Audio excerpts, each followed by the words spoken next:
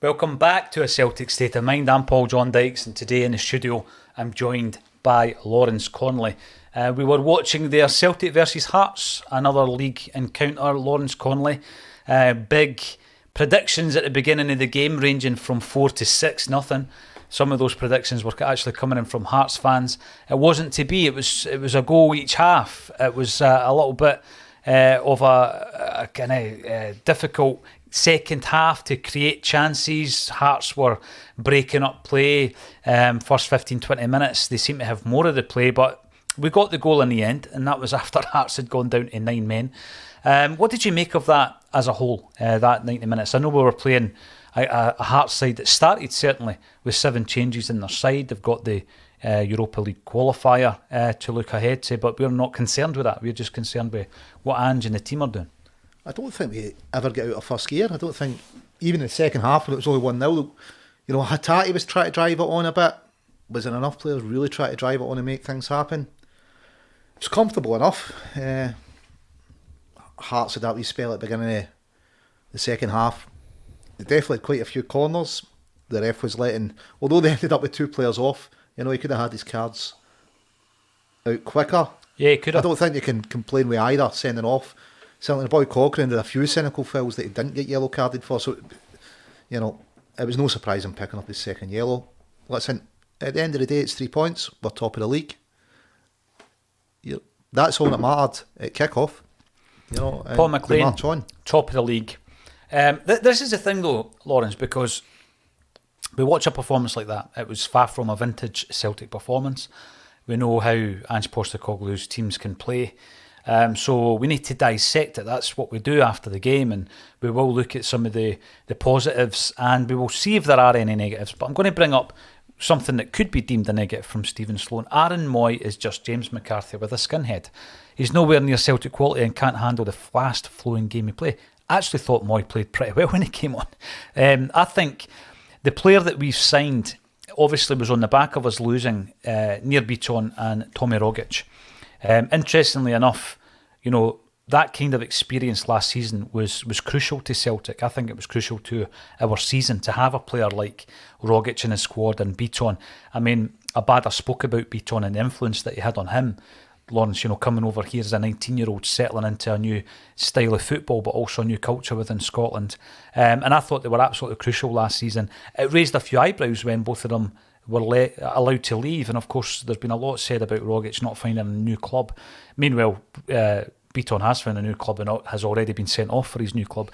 And we bring in Moy, and I was looking at him, and I've spoken to Celtic Down Under's contributors about the type of player that he is. And he does have the defensive qualities, which I think we've seen today, and the offensive ones, which I don't think we've seen yet. But he's far more well known and renowned for his offensive play. We've just not seen it yet. But I'm not about to write him off yet, Lawrence. What do you make of that comment from Stephen, who's a regular contributor to these post-match streams? There was a few players did set the header on fire today, but I thought it was solid. You know, he's still going up to speed. Hasn't played a lot of football. You know, was he the player that was the worst performance Celtic player in the park today? I wouldn't have said so. I thought it was solid enough. Won his 50-50s, distribution was decent enough.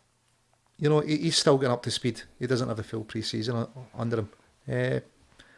For some reason, I just thought that the team lacked a wee bit of impetus today, and, you know, Hatate tried to give us it. Not too sure how many others did. We were looking at the subs, and we thought O'Reilly would come off.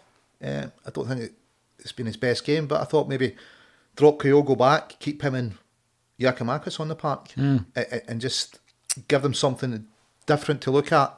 The subs were, I don't know, is it very samey? That's the kind of changes we make at that stage. Does that make them predictable and easy to play against? I don't know.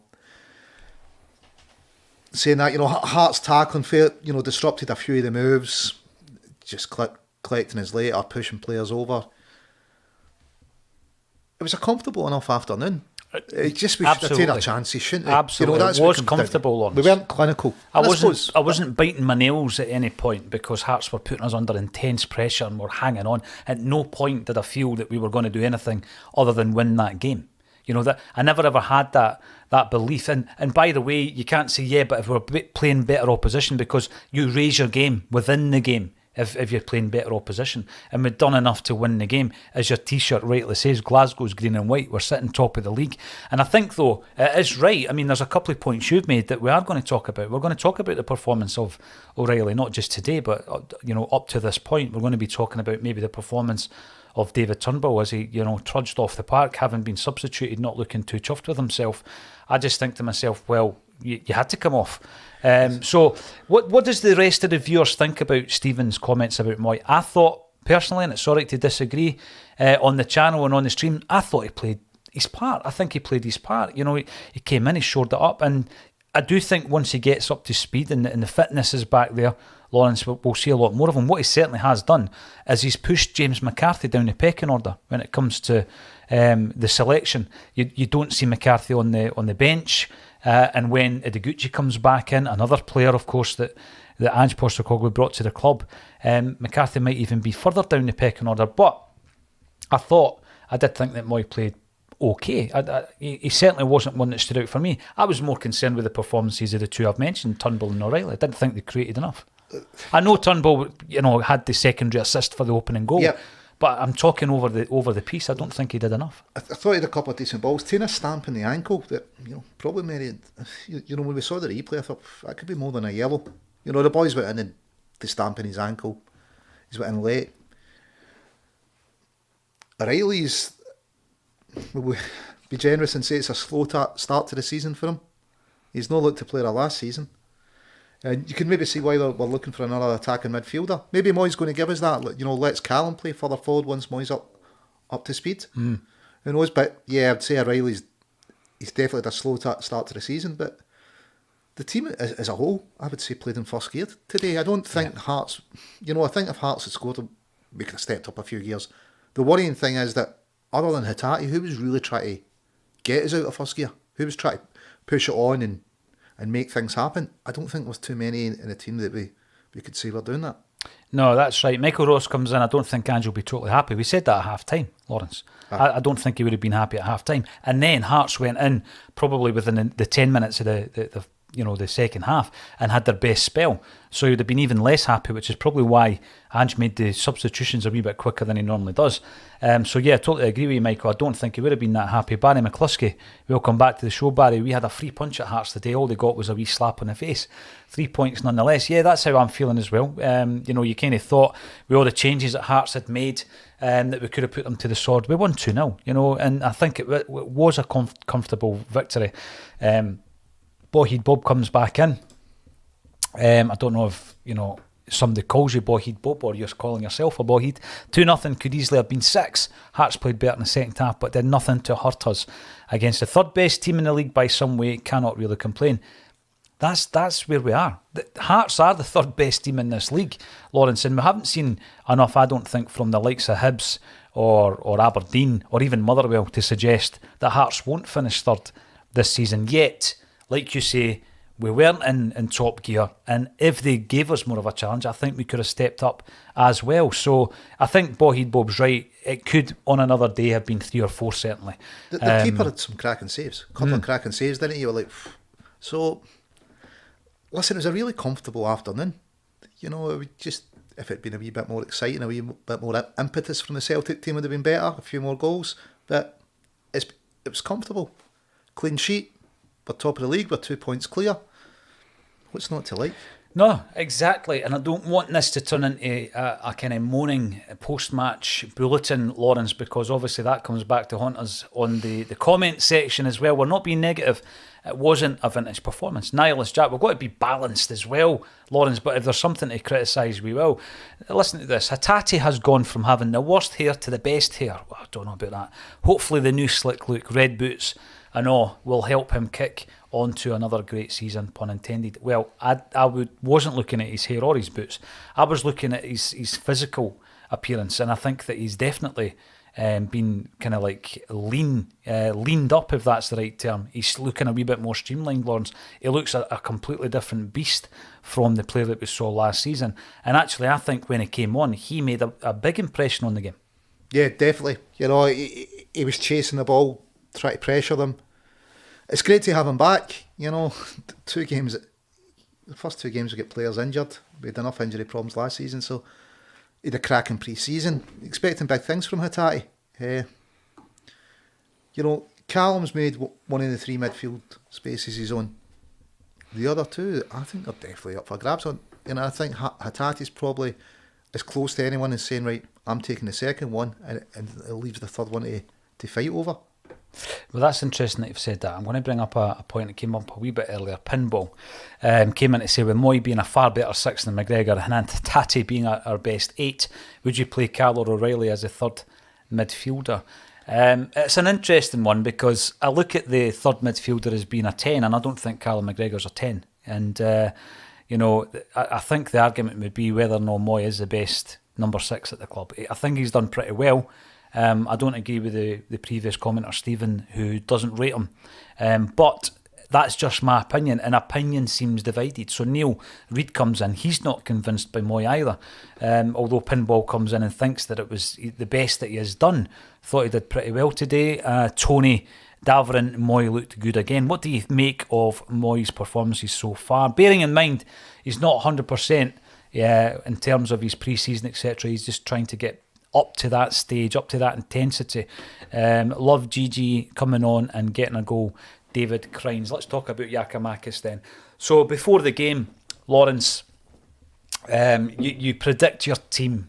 You predict your team on social media, and you get a wee bit of flack and feedback and all that, but that's okay. And one of the main points was that Giakoumakis should have started today. I don't think Kyogo has done enough to get dropped. I also don't think he's been firing on all cylinders yet. I think we've got better to see from Kyogo. I also think the same, and we'll come back to him with O'Reilly. I don't think O'Reilly's got started yet this season. Anyway, Giakoumakis starts off on the bench, comes on, scores his obligatory goal. He's probably, I'd need to check the stats, but in terms of goals and starts, he's probably got a particularly good ratio now, Lawrence, because he's scored quite a few goals off the bench. He's come on, he does provide you with something different, doesn't he? Yeah, listen, he was unlucky not to get on the end of a cross. I thought he could maybe get on the end of it. I think it was maybe Maurice Jens, looked as if he was going to get the header, he missed it. Comes to Giakoumakis and just doesn't, just fails to connect with it. But he's definitely a handful in the box for the opposition. Yeah. He's going to score goals for us. Yeah. He gets a goal, but yeah, he's a decent option to have to come on, isn't it? It's kind of going, who's the best, Kyogo or Giakoumakis? I don't think either of them. In fact, I don't think the team's hit the heights of last season so far. I think it's been a really slow start, and we're top of the league with a couple of points clear, another clean sheet. But you can see why Ange isn't going to be happy. He's going to be going, well, where's the intensity? Where's the press? Yeah. Where's the we don't stop? Mm-hmm. It didn't feel like that today. The team, most of the games, I don't think have got a first gear so far. But that's a frightening prospect. That's a frightening prospect, Lawrence. Well, you're hitting top of the league and you're not at a first gear. Yeah. You're too clear. You're keeping clean sheets.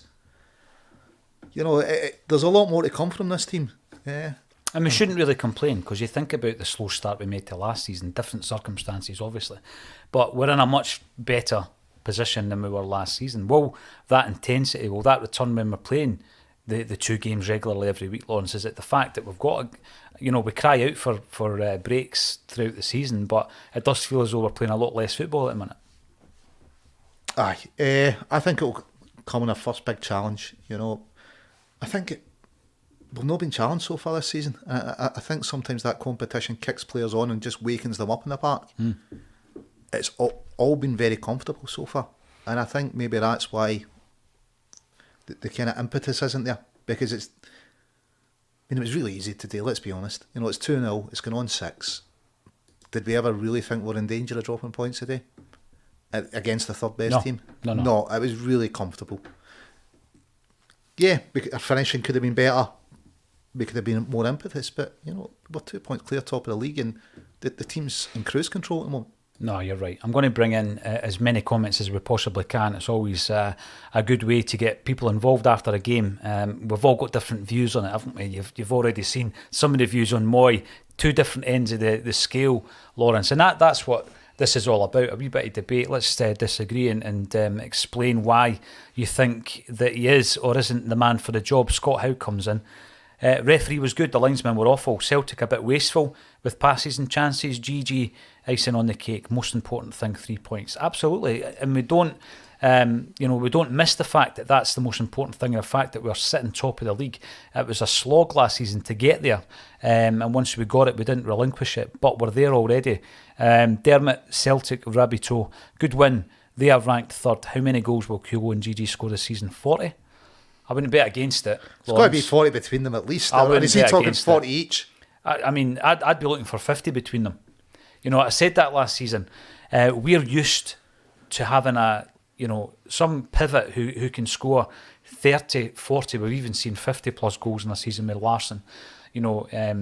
But players like Gary Hooper would score 30 plus. Scott McDonald would score that kind of level. And then you had, Griffiths who could score 30 or 40 goals a season. Last season we didn't really have that. We didn't. The goals were spread across the team. And if you've got two guys like Kyogo and Giakoumakis, and hopefully a third, when we bring in another striker, which I think we will, hopefully we will. And if we don't, I think it'll be down to a Yeti not moving. Then you do average out 20 to 25 goals a season, because it's great to have one guy scoring 30, 40, 50 goals, Lawrence, but there's also sometimes a reliance on that one individual. And if he has a bit of a dip in form, or if he's injured or suspended, you don't have the goals. But I think we've got a much better spread of goals in this team. If you look back last season, I think Kyogo had his injury problems. Giakoumakis joined late. Wasn't without injury problems. I think both of them would have hit 25 goals if they'd been on, got through the season injury free. So we've got two strikers that are going to score at that level. The midfield seems to be scoring. We've got defenders who can score. Yeah, so we've got a good spread throughout the team. There's not really too much to complain about. I mean, would pedestrian describe it today? It was really comfortable against Hearts. It's 2-0, third best team in the league. It's an easy 2-0 win for us. It was a comfortable 2-0 win, there's no doubt about it. And people can put away asterisks at the bottom and say, but 7 players were... I don't care. We need to play whoever's on the park. And some of the players that came in for Hearts played particularly well. David Crine's Moy does look a player, great control when he came on. So it just shows you again, Lawrence, the difference in opinion that you have in a player. I've got to say, when he came in, I didn't criticise the signing. I could see the merit in bringing in a guy who was a free agent, who Ange knew really well, having worked with him previously. I don't see an issue with it. I didn't have an issue with it. I didn't see it as being a backward step or lacking ambition. You can't. Every player you bring in isn't going to be a marquee signing, Lawrence. It's not going to be a £6 or a £7 million player. But when you're talking about a £6 or £7 million player, it would have been a £5 or £6 million player if he hadn't been out of contract. It was Peter Scarf Linwood club with us and Chris Sutton night. But Chris, talk about this. The guy's a £5-6 million player we got for free. Look at the experience he's bringing. He's tidy on the ball. His ball retention looks good. Mm-hmm. It gives us the option of pushing Callum further forward or giving Callum a break. He's looked decent for us, and he's still to get up to speed. Yeah. So I think he's a good squad player to have. It's interesting that there's a lot of focus on Moy today, because when he came in, I just thought he's played pretty well, but there does seem to be a big focus on his performance today, Lawrence, in the comments here. Listen, I don't think he was any worse than anyone else. I think he was better than some. He's got mitigating circumstances that he needs to get up to speed. I'd rather focus on the performance and performances of O'Reilly, for example. I don't think O'Reilly's hit the heights that we got kind of accustomed to last season. Jim App, don't underestimate Bulldog Moy. Won all his 50-50 today and controlled the pace beautifully towards the end of the game. And don't get me wrong, I'm not writing off O'Reilly. I'm just saying I don't think he's hit the heights. I mean, if there was a player who was going to be dropping out for the next game, it might have been him, in my opinion, or David Turnbull, perhaps, although he was involved in the first goal, like I said. I just think that O'Reilly seems to fade a little bit. Last season, he had Tommy Rogic, or O'Reilly, wasn't it? That was a choice. Yeah. What's your choice for that position just now? Well, I don't know if Turnbull is adequate as a 6 or an 8. So I think the number 10 should be a race between O'Reilly and Turnbull. I think that should be the argument. Well, I don't think he's under enough pressure. He had a lot of pressure from Roger, but the fact that we don't really know who's putting him under pressure for his position, maybe that's having an effect. And maybe that's why we're looking at an attacking midfielder just now. Absolutely. I think we could definitely do with adding one, maybe somebody that can hit free kicks now that we can score from corners would be a useful addition. That would be nice to get a free kick. When was the last one? Jungle Lion. Champions play great 5 to 6 games a season, play poor 3 to 4 times in a season, and grind out results for the rest like today. Absolutely. Clean sheet. No injuries that I'm aware of, no sending offs, nothing like that. So we come through. Tony Daverin, Gigi should be the number one striker. This is a conversation that comes up time and time again, Lawrence. Is there such a thing in an Ange team? Because it looks to me as though we approach a game depending on, obviously, the circumstances that are in front of you. Do we have a number one striker?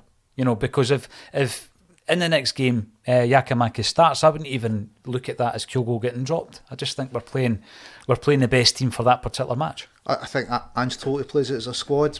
I've said it a number of times, you expect 5 out the front 6 to change during the game. So I don't think we have a number one. I think we could do with a third striker, and then it maybe allows to experiment getting Kyogo and Giakoumakis both on the park at the same time. I actually thought that might have been something we'd have tried today. Drop, when O'Reilly was going off, drop Kyogo back there. But I think probably we'll need a third striker in before it's the transfer window slams shut. But yeah, Giakoumakis would have started over Kyogo, maybe. But Kyogo was going to come on in the second half, but around about the 60-minute mark then. They're both scoring goals. Yeah. He seems to be doing all right if he's got two strikers both scoring goals. And we've not heard anything negative come out in the press from either of them, complaining about, not starting or about the number of minutes they're getting. So he seems to be managing them well. And I think they will both hit 25 goals this season if they keep this up. Brilliant if they do. When was the last time Celtic had 2 strikers hitting 25 goals in a season? Stokes and Griffiths, maybe? One of the statos might want to check that out for us. Let's get some more comments in on it. Moy seems to be a big talking point. Paul Rees comes in to say he needs minutes on the pitch. He's easily good enough. I agree with you, Paul. Plenty on here don't, unfortunately. Stevie Boy, let's talk about Hatate. Positives, he is looking sharp. He definitely is. And William McLean, Hatate is classy, tries things that others don't. Exactly what we need to break teams down. I think when Hatate came on, Lawrence, there was one moment, it didn't quite come off, where he played a cross-field pass, I think, to Abada. Yep. And it completely opened the game up. Had Abada been able to collect that pass, we were on for a great chance. But we weren't doing enough of that until Hatate came on. Listen, he was definitely trying things. He was driving the team forward. He was closing players down. I tipped him in pre-season for player of the season. I think he's a cracking player. I think he does see things other people don't. I mean, Alan Morrison for Celtic the number says, his stats aren't amazing, but his special moments that he gets, he just does special things, happen quite regularly. And I think, it's great to have him back. He wasn't out long-term injured. I think he'll be back in the starting lineup, next time we play. Interesting comments coming in, and we try and give everybody a platform to share those comments. So Danielle's coming in. Welcome back to the show, and you're a regular contributor. Can we please remember O'Reilly's age and how long he's actually been at Celtic? He's been here 7 months and he's 21. Give him time, he will come great. Turnbull's been here longer and not the promise of Matt. As I say, I'm not writing him off. I do rate Matt O'Reilly highly. I think that, he's one of the best bits of business we've done since Ange's come in. I think that the fact that there's been interest apparently from Leicester City, Lawrence, is no surprise to me. And Ange actually spoke about it, didn't he? He says, well, if we're getting interest from the English Premiership, it's because our players are doing well. It's because Celtic are doing well. So he welcomes it.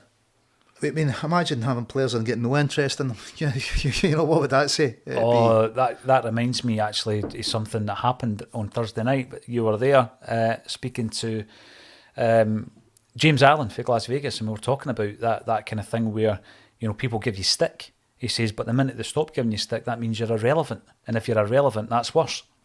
Oh, totally. Aye, there's one thing worse than not being talked about. But listen, I would agree with Daniel. I think O'Reilly's got, bags more potential than Turnbull.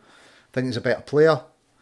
I just think he's at a slow start, and part of that might be he's not really getting that challenge for his position at the moment. I don't think Turnbull comes close to challenging him as a number 10. Does Hatate come in for Turnbull? And then I would say Hatate for the jersey with O'Reilly. Is that the way you see it? I'd say Hatate coming in for Turnbull, but I don't think Turnbull comes close to challenging O'Reilly for the 10. I think it's Turnbull and O'Reilly. Turnbull and Rio for the jersey. O'Reilly, I don't think he's enough challenge for a number 10 at the moment. Maybe Kyogo if we get a third striker in, or maybe we buy another attacking midfielder. The thing is with Turnbull, we know that Ange likes him. He plays him. You know, he played him a hell of a lot. He always picked him when he was fit, right up to the League Cup final where he got his injury. But in fairness, what choice did they have at that point? And I know he was the only player that played every minute, but we were threadbare as a squad. I just think O'Reilly's miles ahead of him. I think it's Turnbull or Rio for that position, and who knows when Gucci comes in where he's going to fit in. I think O'Reilly needs somebody to drive him on it. Last season it was Rogic. Listen, we're only a few games into the season. Yeah. You know, there's a And few we're not players finished with the transfers. that haven't hit the heights of last season. You know, But they're I've still no doubt doing he's got it enough. in They're there. still doing enough to get the results. listen, we cruised that today against the third best team. It was never in doubt. We absolutely cruised it. It's 2 points clear. I don't think the team's get out of first gear all season. So, well, the few games that we've played. I think once we get a big challenge in a game, whether it's in Europe or domestically, it'll maybe spark the team into life. And I think that's really what they're needing, a bit more competition on the pitch. I think O'Reilly will probably benefit when we bring in another attacking midfielder to give him competition for his place, because right now, I don't see Turnbull being anywhere near taking off him. There's a comment coming through. I think it might be on the back of a few comments around Ajeti. Red Scotland says, I think Ajeti and Julian, etc., just need to be cut loose, recoup the wages at least. And following on from that, Pinball comes in. Ajeti is the best finisher in our squad, even ahead of GG. The disrespect is disgusting. That's controversial, because if he was the best finisher on the squad, he would be in the matchday squad. Surely. Is this a Derek Riordan moment? A Derek Riordan moment, yeah. Listen, he done all right. Against Betis away. I don't think he's got the style of player that suits an Ange team, though. He's one of the higher wage earners. I think will be, paying somebody that wage, you'd really want him to be starting, wouldn't you? Want him to be your main man. I think it's probably best for both parties that he gets a loan out there. I'd be bringing somebody that suits the style a wee bit better. Chris Julian, yeah, I agree. It's, he's got a year with a year's less than a year with another year's option on his contract. He needs to go out on loan. He needs to get minutes on the park. He's been out for 15 minutes in a year and a half or something now, is it? The thing with me with Ajeti is, on the one hand, I understand what you're saying, because I've said this before. Players like Ajeti, it's easy for us to sit here and write them off. He's obviously a hugely talented footballer, right? I mean, he proved that when he was with Bâle. He's a Swiss internationalist. He got a massive, big money move to West Ham United. Didn't work out. He comes to us, doesn't work out. The move that he made to Celtic, you don't play at that level, Lawrence, if you don't have something. And I'm sure he is a great finisher. But I agree with you. I don't think he fitted the team in Neil Lennon's final season. He showed a very early promise, didn't he, in the first half a dozen games. Was it 4 goals in 5 games or something? He was banging, putting him away for fun. And listen, last season, the first half before he injured away in Europe, he looked decent. I just don't think he fits Ange's style of play, and it's maybe best for both parties if he can get a move to a team that suits him, and we can bring in, another player that's going to add to the squad, and I don't think Ajeti does add to it. No, I mean, you look at the 2 goals, right? The first goal with Kyogo, does Ajeti find that space? There's my first question. Does he find that space? I don't think he does. And then you look at the second goal, or the goals that Giakoumakis has been scoring. Does Ajeti score those goals? And the answer is no. So on the one hand, these guys are excellent footballers, but going back to a player that you mentioned earlier, Peter Grant was talking about the 2 boys from Fulham that he worked with, O'Reilly and Jens. And he spoke about players coming to Celtic in his time there, and guys with big profiles and big reputations, Lawrence, who didn't play well enough for Celtic. He says because it's not for everyone to play for a club like Celtic, the size, the expectations, the fact that you've got, I mean, even if you look at West Ham, he's at a club where you're not expected to win every game, right? I know he played in a good side with Bâle, right, and they've done really, really well in Europe, him and El Younousi, but you come to Celtic, the expectations levels are through the roof, and you've got to have a certain mettle about you to handle that. And yet he's obviously not got it, because he's been here long enough. This is his 3rd season, and he's not done it, which means he's not going to do it. And he's played under 3 different managers now, if you include John Kennedy. So yet he does need to be cut loose. I agree with Red Scotland on that. But the dilemma we now face is you're not going to get anyone to invest in him on a permanent basis unless they then try before they buy. So you want him to go out on loan, and if he's away for a year, then obviously his sell on will actually diminish in one way, but it's the only way you're going to get anyone to commit to taking him on permanently. Yeah, definitely it's a loan move, isn't it? And it's probably best for a Yeti's career. It's not doing it. He's only 25. Aye, he's got to have ambition there, isn't he?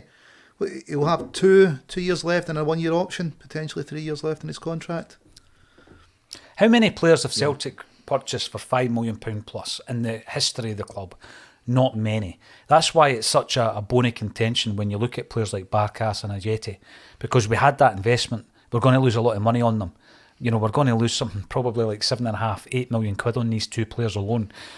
So yeah, Red Scotland says get them off the wage bill, but let's try and do what's best for the business side of it as well. This Barkas got a man in the match. How many people would have predicted that after seeing him play for Celtic? Although his last game against St Johnstone wasn't terrible, it's probably not the best thing. You don't want that to be the best thing you can say about you. He didn't have a terrible game. But it looks, if he keeps that up, we'll get some money back for him, and hopefully we can do that with a Yeti. It lets us invest the money in the squad. It brings down the wage bill.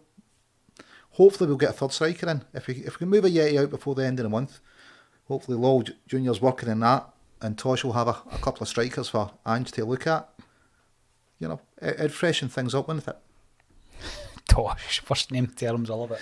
Yeah, thank you to everybody who is tuning in today. We've got over 1,000 watching live, which is always tremendous on a post-match. Yeah, we've had a wee moan about some of the aspects of that win, but you know what? It was a comfortable win against apparently the third best team in Scotland.